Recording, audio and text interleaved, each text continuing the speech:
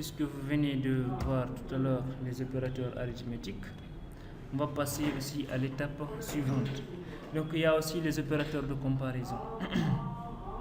Voilà, donc on va les utiliser au niveau des conditions. Maintenant, n'empêche quand même qu'on les cite. Les opérateurs de comparaison sont les suivantes.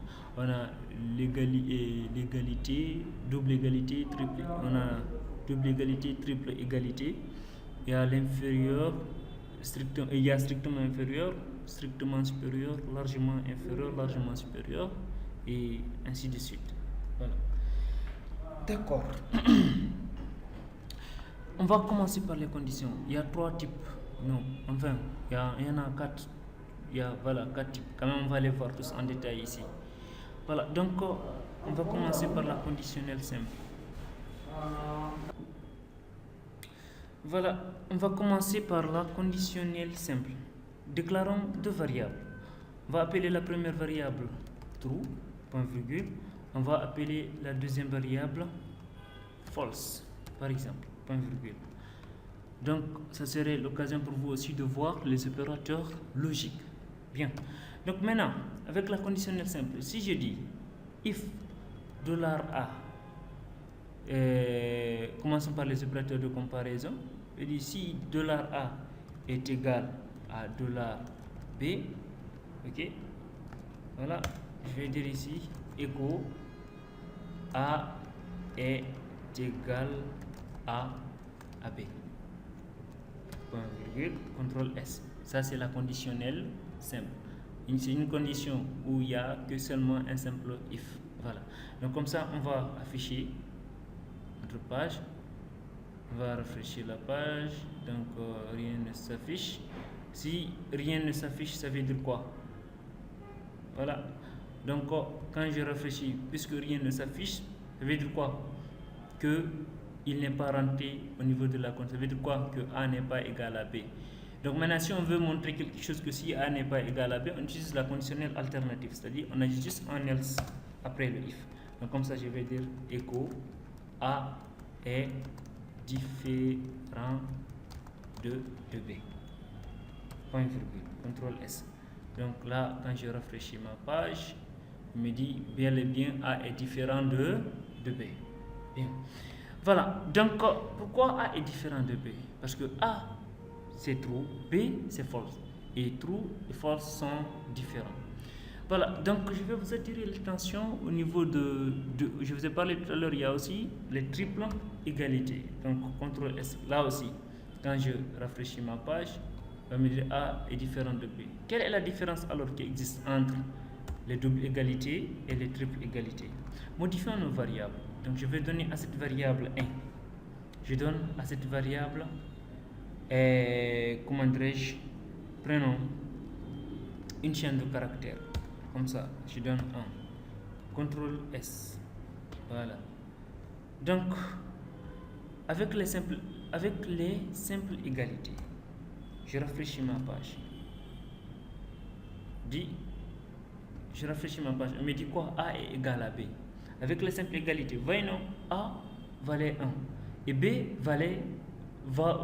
vaut 1, mais 1 sous forme d'une chaîne de caractères. Qu'est-ce qu'il a fait à ce niveau?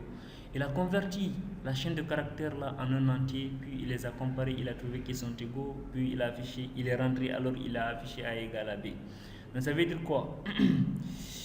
Que si vous comparez une chaîne de caractères à un entier, voilà.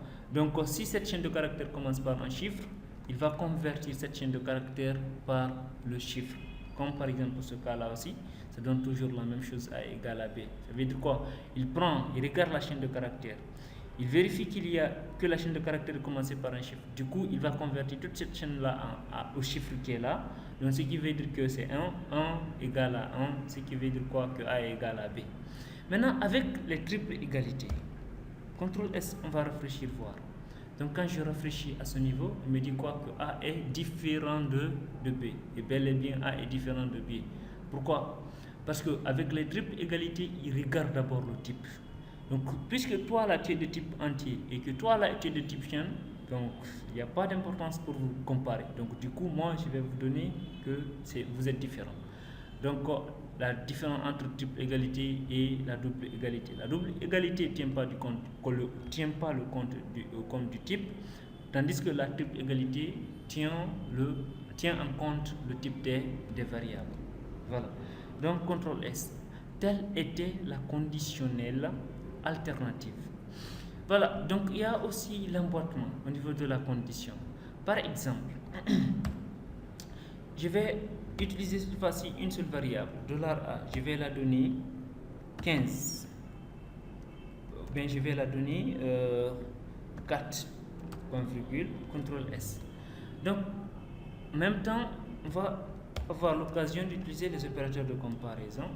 Donc, quand je dis $A inférieur, je dis si $A est inférieur à 10, comment dirais-je, à 5, voilà, donc Alt 4, je dis écho, vous êtes bébé.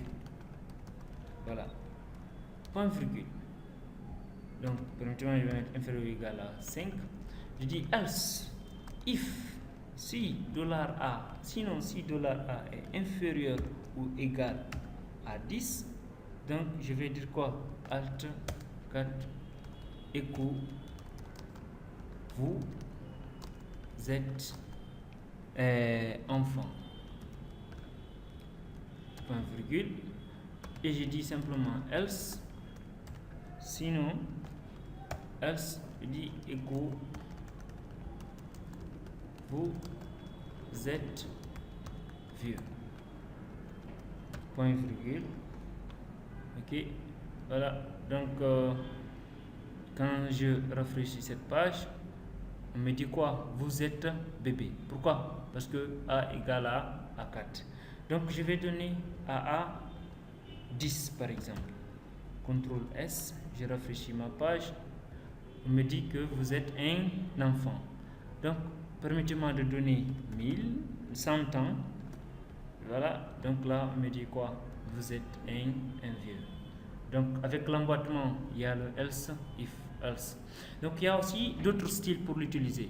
Si vous ne voulez pas utiliser les accolades, vous pouvez les enlever, mettre les 2 points. Ok. Donc maintenant, quand vous utilisez les 2 points, au niveau du else if, vous devez coller forcément le else au if.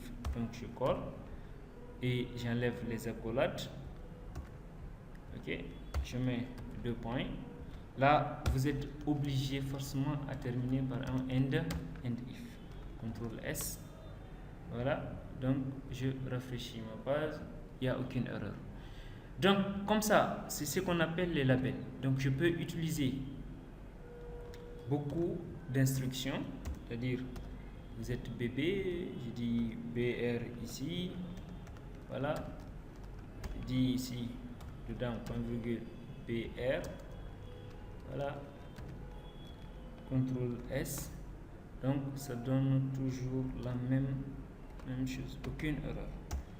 Voilà, CTRL S quand je rafraîchis et que la valeur vaut par exemple 5, je rafraîchis, il n'y a aucune erreur, il m'affiche ainsi de suite. Vous pouvez passer par les labels pour utiliser vos conditions. Seulement, quand vous passez par les labels, c'est que avec les labels, c'est quoi? Vous utilisez les 2 points, mais vous devez forcément terminer par un end if. Voilà. Donc ça, ce sont les labels. Il y a aussi un autre style de condition, ce qu'on appelle les structures à choix multiples. Par exemple, comme tout ce qu'on vient de faire tout à l'heure, on peut dire switch K selon A, $A.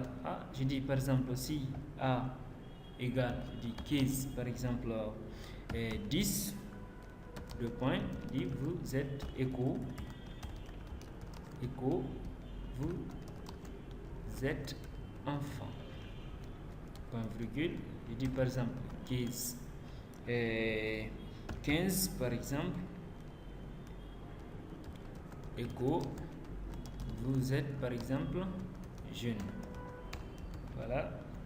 Donc quand je dis par exemple 15 30, je vais dire par exemple écho, vous êtes adulte. Point virgule. Donc il y a aussi default. le cas de default. Echo dit, je ne connais pas votre âge. Je ne connais pas votre âge. Point virgule. CTRL S. Maintenant, voici un autre type de condition, ce qu'on appelle les structures Astra multiples. Donc là, je rafraîchis. Quand je rafraîchis, qu'est-ce qu'il dit?